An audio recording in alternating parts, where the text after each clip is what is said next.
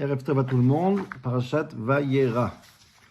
Ok, donc on a plusieurs parrainages. Je voudrais remercier Binyamin Abbé pour le parrainage, la tzlacha pour tous les soldats. Zéro Beshalom, Amen ve Amen. Il y a David Seban qui a fait un parrainage pour les Chayalim aussi. Mamash, Kol HaKavod, Tiou Briim.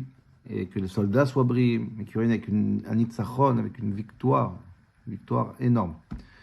Ok, il y a Michael Tayeb qui a fait un parrainage pour la réfoua shlema de Gil Sasson Ben Esther, la tzlacha de tous les soldats. On a la famille Haddad qui a fait pour la tzlacha matérielle et spirituelle de Raphaël Yaakov Ben Sarah, Zahachaya Shel Kayama de Raphaël Ben Simcha, Rachel Batzar Chana, et un bon zivou pour David Beir Ben Chana. D'abord, Lechem Bracha, Parashat Vayera. On commence Parashat Vayera. N'hésitez pas à vous abonner. Et merci d'être de plus en plus nombreux à suivre ce shiur. Merci à tous ceux qui s'agacent, merci à tous ceux qui encouragent. C'est le but. Je voudrais faire un commentaire et vous dire avant, à commencer le shiur, que comprenez bien le but de ce shiur. Baruch Hashem, il y a beaucoup de shiurim sur Internet, à Kol Beseder, Shagrav, Mekomo Munach. Moi, je voudrais vous dire ce que j'essaye de faire. Ce que j'essaye de faire quand je fais ce shiur. C'est pas une conférence. C'est même pas du coaching. Je vous dis pas comment vivre votre couple et comment vivre votre vie sociale. C'est pas mon but. Il y a des conférenciers qui font ça beaucoup mieux que moi. Mon seul but du shiur, comprenez bien, c'est vous inciter à l'étude. Parce que vous incitez à rentrer à la maison, ouvrir un Kliyakar, ouvrir un Ramban, ouvrir un Sharir, ouvrir une Gemara, ouvrir un Chumash, et pas shoot, discuter, se disputer, être d'accord et pas d'accord, essayer de comprendre si ce que j'ai dit c'est vrai, c'est pas vrai, et pas shoot étudier avec sa femme, avec ses enfants. Voilà, c'est ça le but. À un moment donné, ça aussi c'est un but. Miftzat Torah, ça s'appelle. Étudier. Voilà. Prenez ça comme ça. Et plus on n'est pas d'accord, plus Baruch Hashem, ça veut dire qu'on est rentré à la maison, on a ouvert le livre, on a étudié. Baruch Hashem, c'est le but. Pas shoot, ouvrir un Beth Midrash, et chacun chez soi à la maison, ouvrir son porte Beth Midrash. Si je peux inciter moi que est-ce que c'est vrai ce qui est écrit, ce qui se passe, est-ce que Radak a dit c'est vrai ou pas, alors allez voir et étudier avec vos rabbanim, avec vos femmes, avec vos enfants, etc., et vos amis pour voir si c'est vrai ou pas, et que chacun il donne son avis. Voilà, ça c'est le but. Prenez ça tant que ça, c'est tout. J'ai aucune ambition et aucune prétention de vous dire comment réfléchir et comment servir à Kadosh Baruch Hu comme moi je pense. Chacun ses rabbanim, il fait comme vos rabbanim ils vous disent. Kol Panim, on commence Parashat Vayera, et aujourd'hui je voudrais étudier avec vous Parashat Akedat Yitzhak, mamash la fin de la paracha, le shvi'i de Akedat Yitzhak, Perek Chavbet, et avoir une lecture un peu différente, Bezrat Hashem, sur cette paracha incroyable que la Barbanel appelle la paracha Azot, Keren Israël Ustruta Mifnei Aviem Shebashemaim. C'est vraiment la paracha la plus importante, celle qui donne du strout. On dit tous les matins, on dit Akedat Yitzhak, Rosh Hashanah, le shofar, c'est tous les srouyot qu'on a, c'est grâce à Akedat Yitzhak. Elle mérite d'être apprendre et réapprendre et recomprendre ce qu'il y a là-bas pour comprendre c'est quoi ce crédit, c'est quoi cette zgoula énorme du grand geste d'Abraham Avinu qui nous porte jusqu'aujourd'hui des brachot. Ok, alors juste avant de commencer, je vous demande Bémet de lire la paracha. C'est pas beaucoup de psukim, je pense une quinzaine de psukim, lire la Kedat Yitzhak en français bien avec Rashi, comprendre le pshat, qu'on s'envoie ce qu'on va dire aujourd'hui, parce que c'est un shiur qui est quand même dans le texte, dans la compréhension du texte de la Kedat Yitzhak. Ok. Et pour commencer, juste une petite parenthèse, pour pas quitter l'actualité, ça a sauté aux yeux, c'était magnifique. La paracha, elle commence la Kedat Yitzhak, Vayhi achar advarim ha'ele veha Elohim nisa et Avraham.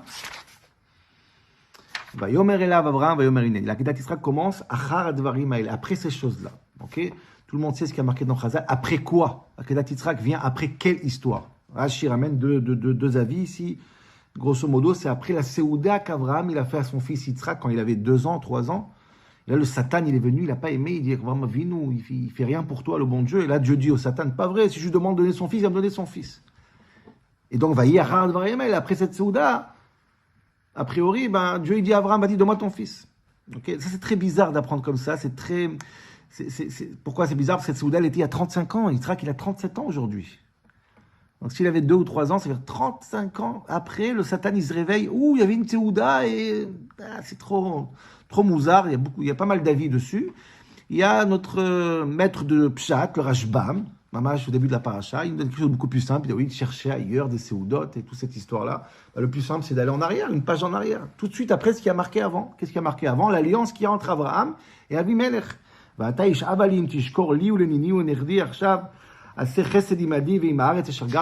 il promet à Avimelech de ne pas le toucher, de le laisser s'installer à Pelishtim. Pelishtim. Paleshtim. ויחרטו ברית בבאר שבע ויקום אבימלך וכל שר צבאו וישובו אל ירם אל ארץ פלישתים. Abraham, il jure et il promet, il fait une alliance, je te laisse à Pelishtim. Nous, on est à Pelishtim, à Be'er Sheva, c'est aussi Pelishtim. Eux, ils sont à Pelishtim et je te laisse, je te touche pas. Je te laisse installer. Nishba shelo yaziz otam, il a juré qu'il ne touchera pas. Le Rashbam, il dit, ça revient en sur de la semaine dernière, Chara aposh al Kadosh Baruch Hu, alzot. Kadosh Baruch Hu s'est beaucoup énervé sur Avraham Avinu. T'as pas honte de laisser s'installer sur Pelishtim des gens comme ça? Eretz Pelishtim, Igboul Eretz Israël. Kadosh Baruch Hu tziva alem lo techaye kol neshama. C'est ou nous ou eux. Tu ne veux pas laisser la Palestine là-bas. Tu ne veux pas laisser habiter ces enfants à Plishtim. L'otechaye kol neshama. Si eux ils sont là, nous on n'est pas là. Si nous on est là, eux ils sont pas là. Et c'est pour ça que juste après, pour punir entre guillemets Abraham, la reine va Elohim Nissa et Abraham. Et là je vais dire avec moi à moi. Il lui dit écoute, tu as laissé vivre des gens à Plishtim.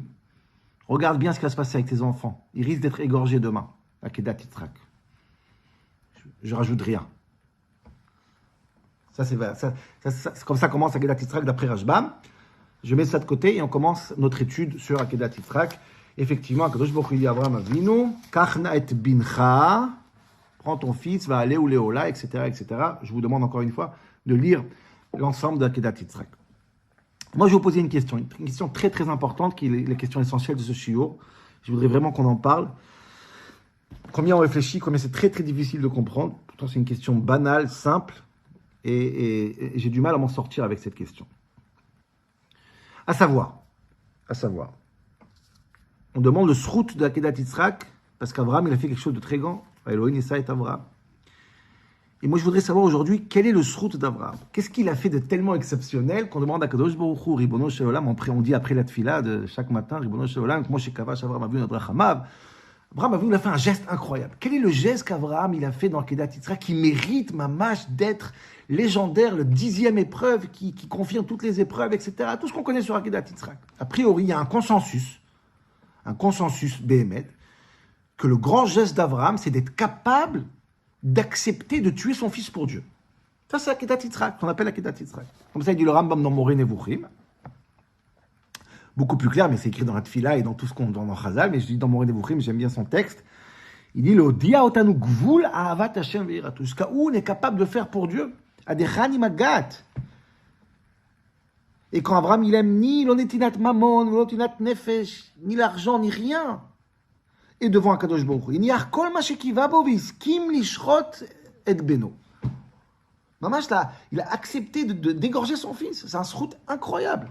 Après 3 jours, dit le Rambam, il a réfléchi, c'est pas tout de suite. 3 jours, il attend de méditer, c'est vraiment en âme et conscience.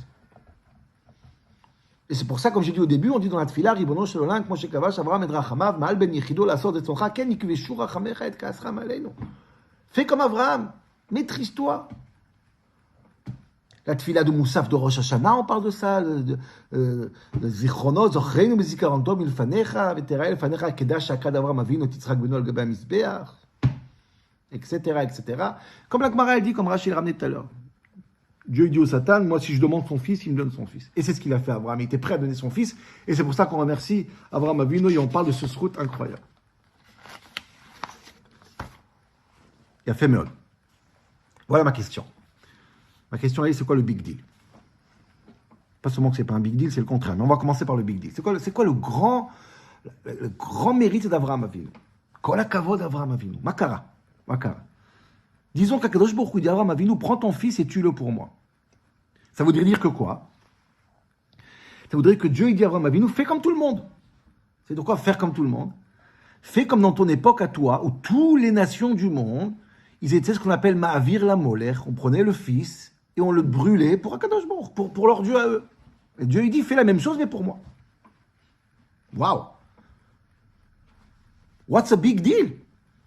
Abraham, il est comme tout le monde. Il s'est battu toute sa vie pour être différent. Et Dieu lui dit à la fin de sa vie, bon, vas-y, fais comme tout le monde. Allez, lâche-toi. Faut que vous compreniez, Rabotai. Sacrifier un enfant pour un korban, dans cette époque-là, c'est quelque chose qui est extraordinaire. L'enthousiasme que de sacrifier un korban dans le Beth Amikdash d'un animal, ça fait l'enthousiasme dans le Beth Amikdash, on faisait des chants, etc. À l'époque, c'était comme ça. Quand sacrifier une vie pour un Dieu, c'est quelque chose qui est très, très exaltant. Tout le monde avait la facilité et le srout et le mérite de le faire pour leur Dieu à eux. À partir du moment que Dieu dit Abraham, fais pour moi, et Abraham le fait, nous isvos, Azma, nous, alors t'es comme tous les idolâtres, mais pour Dieu. Pourquoi c'est une grande cavage? Abraham Avinu l'a réussi, avec Kovesh Rachama, va enlever sa pitié, comme il dit le Rambam. Tout le monde faisait ça. Tout le monde faisait ça. Chazal, ils disent qu'Abraham Avinu, malgré que Dieu lui a promis que c'était Yitzhak, il l'a fait quand même. Mais c'est pas ce qu'il a écrit. Il a écrit que la malade d'Abraham Avinu, c'est qu'il a réussi à maîtriser son amour pour sacrifier son fils. Cet acte-là, il est courant. Tout le monde le fait.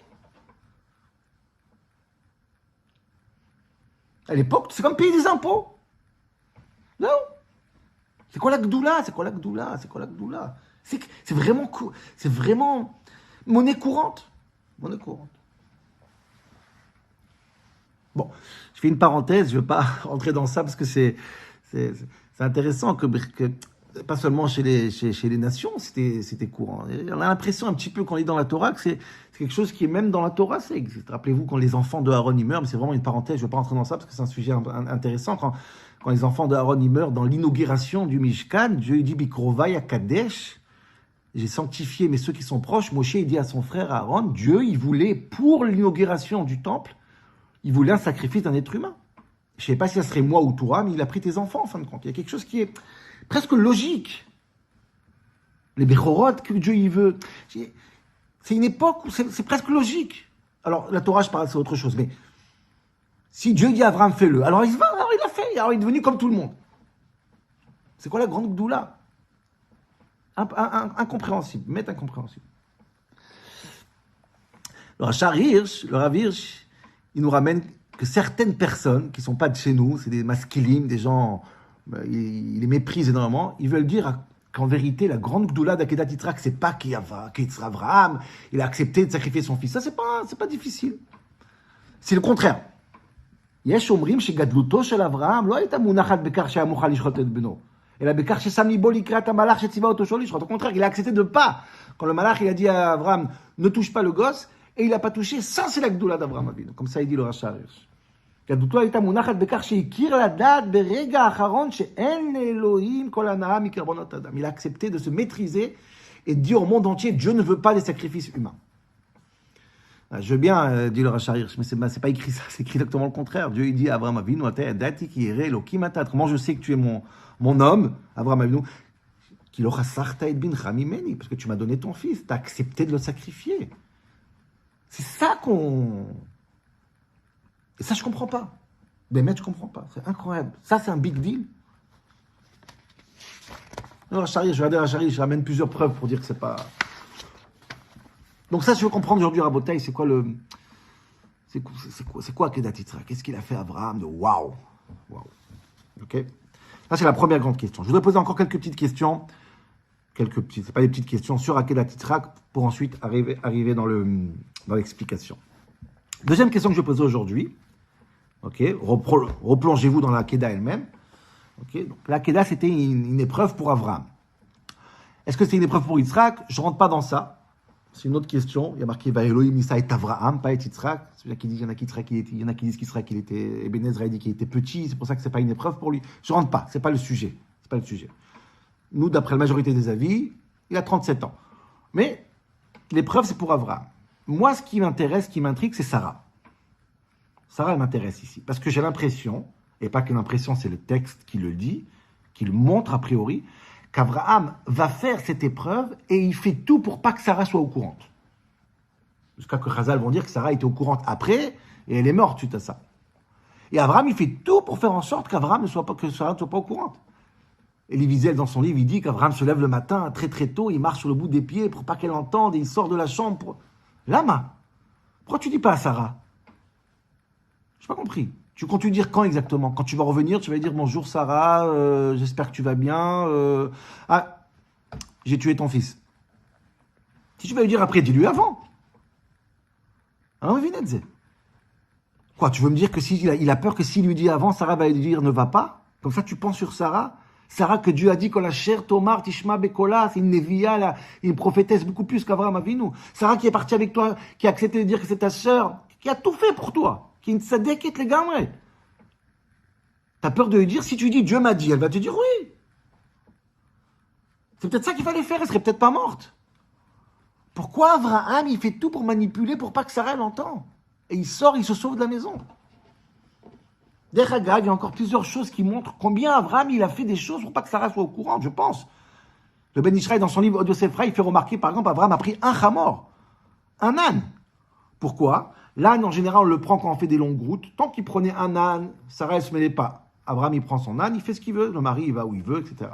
S'il aurait pris un deuxième âne, ça voudrait dire qu'il prenne aussi Yitzhak. Sarah leur dit où tu prends Yitzhak. Donc Abraham a dit, je préfère aller à pied, mais je prends un âne. Que Sarah ne soit pas au courant. Comme ça, il dit le Ben Ishraï. C'est incroyable quand même. Toute cette manipulation pour pas que Sarah soit au courant, tu vas aller à pied pendant 3 jours. Dis-lui. Et je voudrais vous rajouter quelque chose qui, ça c'est affolant. Pas seulement qu'il fait tout pour pas que Sarah soit au courant, derrière le dos, etc. Il fait la chose, je peux pas dire, c'est la chose la pire qu'on peut faire à sa femme. Mamash. Il profite que quoi, qu'elle voit pas. Il prend deux jeunes. Ce qui est deux jeunes, Eliezer et Ishmaël. Ribbona Olamim, tu viens de virer Ishmaël pour elle. Tu te réveilles le matin, tu te sauves. Pendant qu'elle dort, et la trahison ultime, qui viachol, tu prends même Ishmaël. Tu reprends Ishmaël parce qu'elle n'écoute pas Sarah. Mais qu'est-ce que c'est que tout ce balagan derrière le dos de Sarah? Il en met Vinedze. Incroyable. Incroyable. Ça, c'est la deuxième question. La relation avec Sarah. Troisième question. Cet acte héroïque d'Akedat Yitzhak est rempli de manipulation. Celle qu'on voit avec Sarah, mais c'est sans arrêt Abraham. C'est très dur d'enseigner ça à nos enfants et voir comment Abraham, il passe sa vie à ne pas dire la vérité à l'un, à l'autre. C'est terrible. Je vous donne quelques exemples. D'abord, il prend un chamor, comme dit le Ben Ishraï, c'est très bizarre. Il se lève le matin très tôt pour pas que Sarah elle voit, comme on vient de dire.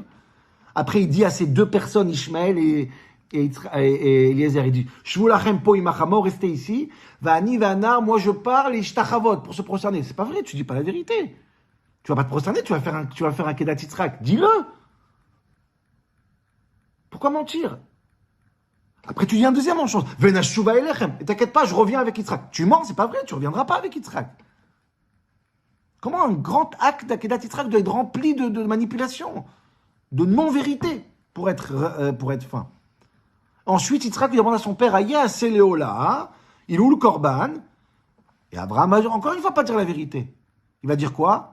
Ah, Dieu nous donnera, Elohim Elohase, Dieu il va nous donner là-bas, il va nous donner là-bas le Korban. Pas vrai? Dis-lui! D'après Chazal, il a été au courant maintenant, ça y est, par cette manipulation, Yitzhak il est au courant que ce qui va se passer. Donc il est au courant de toute façon, dis la vérité à tout le monde, Makara. Pourquoi tellement de tratratim et mésimotes et de manipulation? Parle, dis, j'y vais, je fais. C'est incroyable, chaque deuxième mot, c'est pas vrai.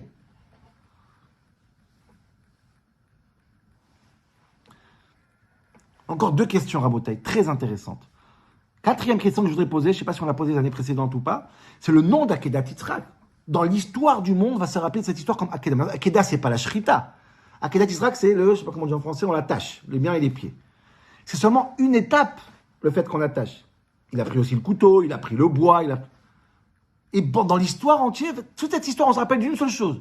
L'attachement des pieds et des bras, je ne sais pas comment on dit. Le fait qu'on l'attache. Et c'est rien ça, c'est pas ni l'ordre de Dieu, ni c'est le but. C'était une étape parmi toutes les autres étapes. Quelqu'un qui va en vacances, on dit pas, il a mis l'essence dans sa voiture. C'est une étape, c'est pas important. Akedat Yitzhak. Akedah dans le Marzor, Akedah, chez Akkad, Akoud, Nekad. C'est pas important ça. C'est ça qui reste. C'est très bizarre. Très très bizarre. Pourquoi c'est ça qui reste dans l'Akedah? Et dernier détail, et après je voudrais aller dans la réponse.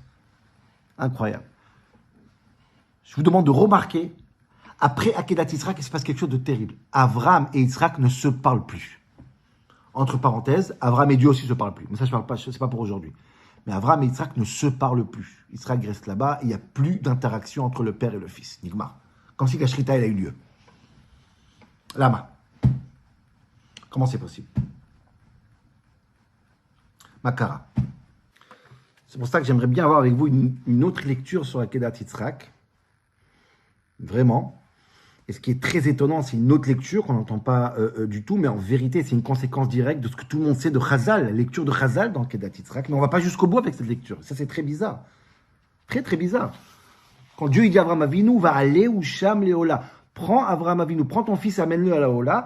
Dit Rashi ramène Chazal que Dieu n'a jamais dit à Avraham Avinu de tuer Yitzhak. Jamais, au grand jamais. Lo amar lo sharteu, rak aaleu, monte-le. La Gemara dit en Ta'anit, velo alta belibi, Dieu n'a jamais eu l'intention à libo de demander une chose pareille. Dieu ne veut pas la mort.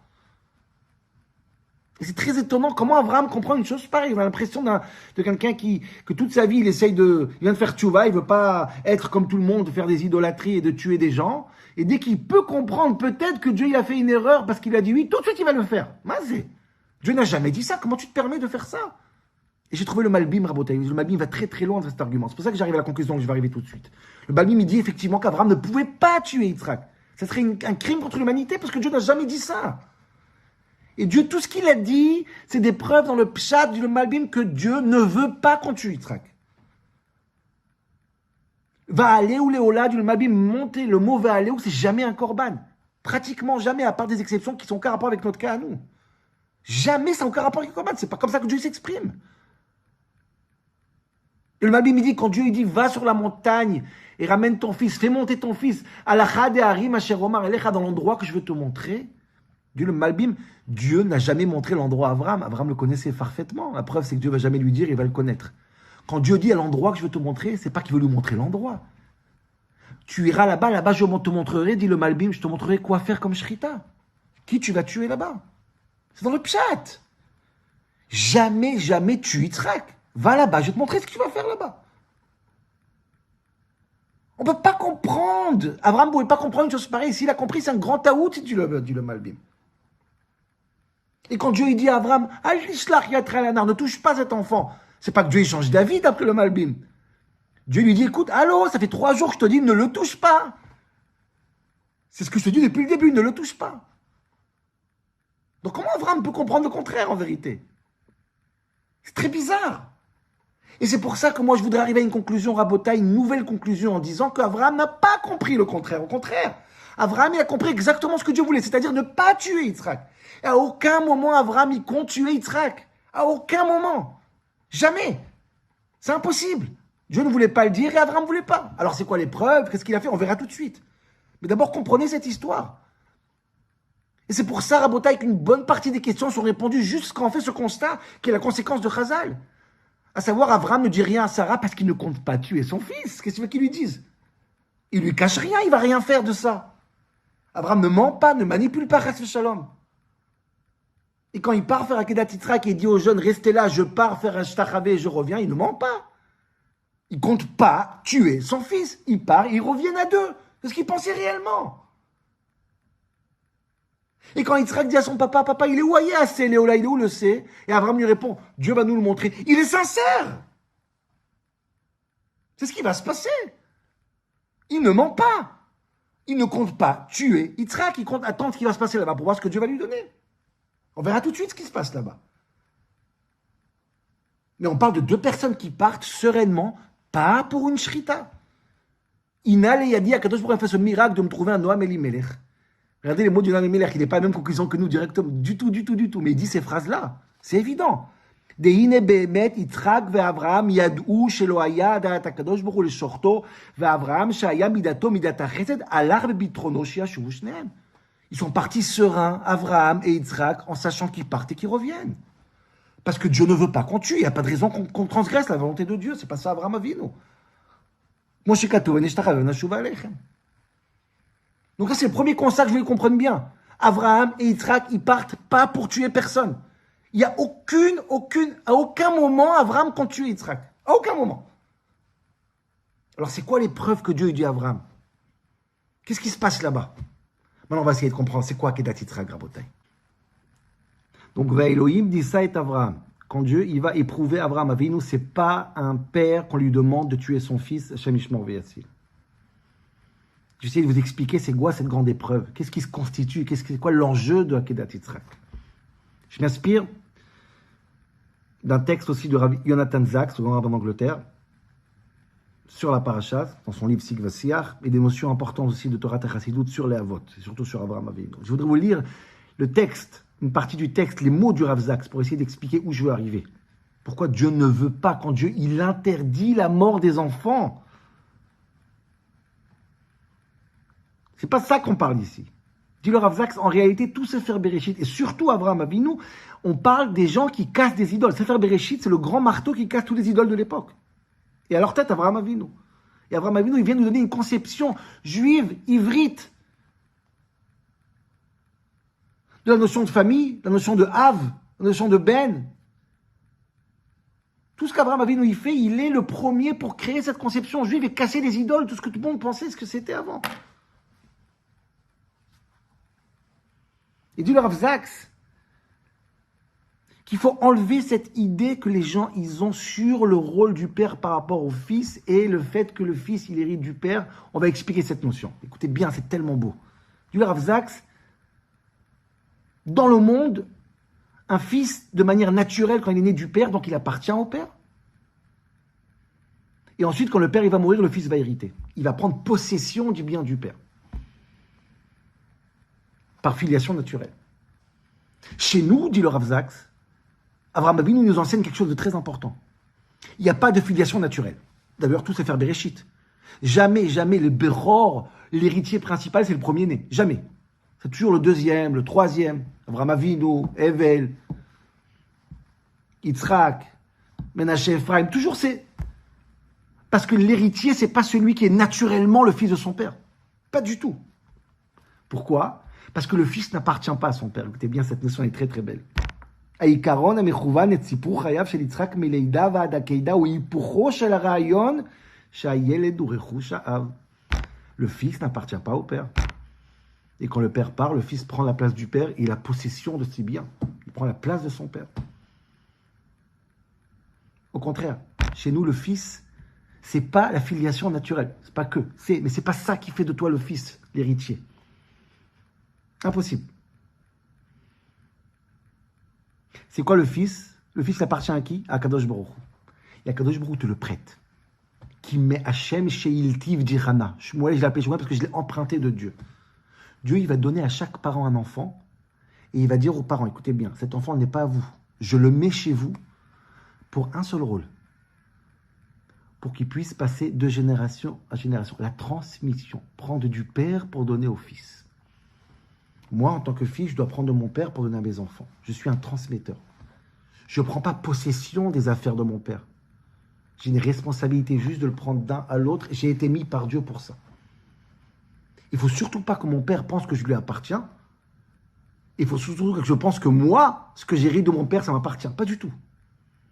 Je suis rien. Je suis posé par Dieu pour passer d'une génération à l'autre. Ça s'appelle, chez nous, ça s'appelle Moracha et pas Yerusha. Torah Tziva Lanu Moshe Moracha Keilat Yaakov. Chaque fils, il est chez son père pour prendre Moracha. C'est quoi Moracha ? Je prends l'héritage et je le passe. Je ne suis pas propriétaire de l'héritage. Je ne peux pas toucher la Torah. Je ne peux pas la changer. Je peux juste la transmettre. L'Eraga d'Eretz Israël s'appelle aussi Moracha. Je ne peux pas toucher Eretz Israël. J'ai un gage, j'ai une responsabilité par rapport à Eretz Israël, nous, de la donner à la prochaine génération. Nous n'appartenons pas à nos parents, nous appartenons à Kadosh Baruch Hu. Le père doit le comprendre, ça. Quand tu as un fils, tu ne fais pas avec lui ce que tu veux. Les parents qui pensent que les enfants sont eux, donc je veux que tu concrétises mes rêves et tu fais ce que tu fais ce que moi j'ai envie, que moi ce que j'ai voulu faire, que j'ai pas réussi à faire. Allô ? Qui met Hachem chez Iltiv, je l'ai reçu.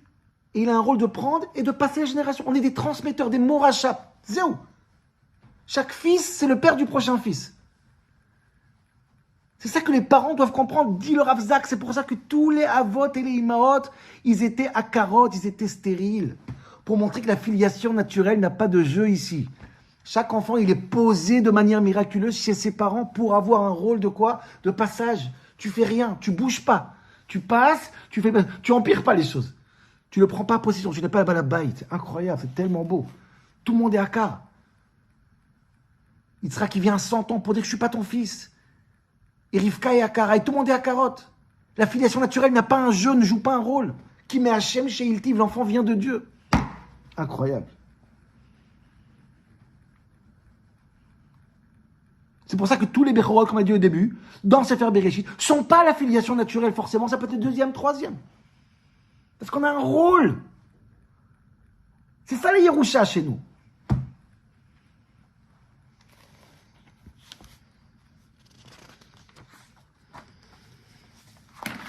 Donc Avraham Avinu Rabotai, il va être le premier père. Dieu, il dit à Avraham Avinu Rabotai, mon cher Avraham Avinu, voilà l'épreuve. Tu vas maintenant chercher ton héritier, le premier héritier, Yitzhak, celui qui Yitzhak, qui Karel Chazera. Et tu vas créer cette conception d'un père qui a un fils, qui comprend que le fils n'est pas à lui. Et le fils comprend aussi que rien lui appartient, tout son rôle, c'est de passer d'un à l'autre. Les man asher yetzavé et banav ve et beidemanav. Ça, c'est le rôle de la famille juive, la transmission. Il n'y a pas de possession ici. Ni le père au fils, ni le fils au père. Qui met Hachem chez Iltiv. Et Dieu dit à Avraham Avinu, Ve'aleu Léola, prends ce fils-là et montre-le Léola, comprends qu'il ne t'appartient pas. Vis avec l'idée que ce fils ne t'appartient pas. Il a un rôle à jouer. Il va être ton héritier Moracha. Il va prendre tout et Yetzavé et Banav pour donner à ses enfants aussi. Et ça, c'est une épreuve terrible parce que quand tu vois ton fils, il est à toi, tu dis, attends, j'ai investi, j'ai payé les écoles, il est à moi. Je voudrais qu'il fasse ce que moi j'ai envie qu'il fasse. Non, non, non, non, non, non. Écoutez bien comment c'est tellement beau dans l'Akedah. C'est une grande épreuve, Rabotai, d'avoir une responsabilité sans avoir de pouvoir. Tu fais pas ce que tu veux. Et Avraham Avinu et Yitzhak, comme j'ai dit, ils partent ensemble les deux dans Har Moriah pour créer ce concept familial de Av et Ben, où Avraham, il reconnaît que Ve'aleu ou Léola, le fils, il appartient à Dieu. Et ils arrivent là-bas, regardez comment c'est beau, c'est tellement beau. Qu'est-ce qu'il fait Avraham Avinu? Ok, de Yitzhak Beno, il attache les mains et les pieds. Waouh, l'image est très forte. Avraham Avinu, il veut qu'Yitzhak comprenne que ses mains et ses pieds sont attachés. Il n'a pas de pouvoir. Il est là juste pour transmettre. Chaque père doit faire en sorte que son fils, il est akoud vene ekad. T'as pas les mains libres. Tu fais pas ce que tu veux avec cette Torah. Tu fais pas ce que tu veux avec cette Massorah. Tu as une responsabilité de génération à l'autre. Tu es juste un tuyau. Tu fermes tes mains et tes pieds. Et Rabotai Avraham Avinu, il avait un grand problème. Il voulait qu'Yitzhak comprenne ça. C'est la grande fila qu'il voulait faire. Mishéana la Avraham Avinu Behar Moriah. Quelle fila il a fait? Qu'Yitzhak comprenne à 37 ans et qu'il ne donne pas. Il a 35 ans, Yitzhak. 37 ans, il peut se sauver. Et Avraham Avinu a fait cette fila. Et Yitzhak, il a accepté. Le Midrash, il dit, tiens, serre, fais-moi. Il dit à son père, fais-moi. T'as 140 ans, moi j'ai 37 ans, je peux vraiment Fais-le. Waouh, magnifique. Voilà ce qui se passe. Et quand Avraham, il prend le couteau, c'est pas pour tuer son fils, Hachem Ishmor Viatzil, comme il dit le Malbim. C'est pour couper cette filiation. Il prend le couteau, il dit à son fils, on n'est plus père et fils. C'est pas une filiation naturelle, c'est un rôle que tu joues. Je comprends que tu es là pour un rôle. Et tes mains et tes pieds sont akoudim, attachés. Incroyable. C'est ça ce qui se passe dans Kedat Yitzhak. Vivre avec ce paradoxe, créer ce père qui s'appelle Avraham Avinu, qui comprend le rôle d'un père et le rôle du fils. Et ça, c'est une image d'un fils qui est akoud. Kedat Yitzhak, c'est pour ça qu'on appelle Kedat Yitzhak. Et Dieu, il vient à Avraham Avinu, il dit, voilà, t'as compris. Kol hakavod. Al tishlach yatra el anar va al ta'as lo meuma. Ne touche pas l'enfant, il ne t'appartient pas. T'as compris le message. Il n'y a pas de filiation naturelle, il n'y a pas d'appartenance. Il aimait Hachem, il appartient à Kadosh Baruch. Dieu confirme, je vois que tu as compris l'idée. Tu as coupé la filiation. Tu as compris qu'il n'est pas à toi, al ta'as lo meuma. Et Yitzhak, il a compris qu'il est un enfant qui est à coude. Voilà comment Akadosh Baruch Hu, il a donné l'épreuve à Abraham pour qu'il crée cette première Aveben. Et Rabotai, c'est tellement beau, la première chose que Dieu y fait tout de suite après, quel bracha? Ve'yirash Yitzhak Zarecha. Et en fin de compte, Yitzhak, il va recevoir la bracha tout de suite après Kedat Yitzhak, d'être celui qui va hériter Moracha. C'est comme ça qu'on crée Moracha. C'est tellement mignon, c'est tellement beau. Et c'est une épreuve qui est énorme, c'est comme ça qu'on crée la Yerusha. Qui be Yitzhak, qui carré les Chazara, c'est pour ça que c'est Yitzhak et pas Ishmael. Tout ça se crée dans Kedat Yitzhak. C'est pas évident, c'est une épreuve énorme. Tous les parents tombent dans cette épreuve. Et Dieu dit à Avraham Avinu, le man asher yetzav, et toi, tu as ce mérite incroyable, tu as réussi à créer cette juste Av et Ben, pas comme les idolâtres. Av, Ben, Av, Ben, Av, Ben. Ben Akoud. On est tous Akoudim à ceux qui sont avant nous pour faire transmettre après ceux qui sont après nous. C'est pour ça, Rabotai, je pense qu'Avraham et Yitzhak ne se parlent plus après. Pas parce qu'ils sont en colère un avec l'autre, mais parce qu'on a coupé cette filiation. C'est pour montrer cette idée très forte. Le rôle qu'on joue de Moracha. Le rôle qu'on joue. Donc Avraham ne pensait jamais tuer son fils Hachem Ishmor Viatzil. Akedat Yitzhak, c'est la possibilité, la capacité, la compréhension de cet équilibre incroyable de faire en sorte que je comprends que j'ai reçu, mais Hachem chez Iltiv, j'ai reçu un enfant, et cet enfant lui-même, il est à coude. Il ne faut pas le forcer, il faut lui expliquer à l'enfant. Je dis, le Shamish Paul, il dit, Abraham Avinu, Yitzhak, il avait 37 ans. Tu n'es pas obligé de le faire. Abraham Avinu, il a prié et il a expliqué à Yitzhak. Tout mon rôle à moi, c'est de faire en sorte que toi, tu sois à coude et tes enfants soient à coude. Mais Akedat Yitzhak, c'est la fin des temps. Et si on comprend ça, alors là, on est les héritiers dignes de la Torah et des Eretz Israël. Voilà, Rabotai.